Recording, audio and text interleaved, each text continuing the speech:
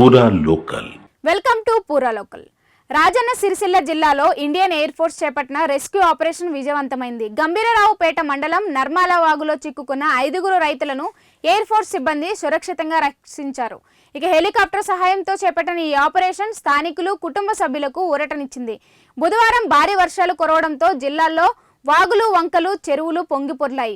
ఈ క్రమంలో పొలానికి వెళ్లిన రైతులు వాగులో వరద ఉధృతికి చిక్కుకున్నారు. నీటి ప్రవాహం తీవ్రంగా ఉండడంతో వారు బయటికి రాలేకపోయారు. రాత్రంతా వాగులోనే బిక్కుబిక్కుమంటూ గడిపారు. విషయం తెలిసిన కేంద్ర హోంమంత్రిత్వ శాఖ సహాయ మంత్రి బండి సంజయ్ వెంటనే స్పందించారు. ఇండియన్ ఎయిర్ ఫోర్స్ సహకారాన్ని కోరడంతో గురువారం ప్రత్యేక హెలికాప్టర్ అక్కడికి చేరుకుంది. నైపుణ్యంతో రెస్క్యూ టీం ఆపరేషన్ నిర్వహించి 5 సురక్షితంగా బయటకు తీసుకొచ్చింది. రైతులను రక్షించగలిగినందుకు అధికారులు, బంధువులు ఉపశమనం వ్యక్తం చేశారు.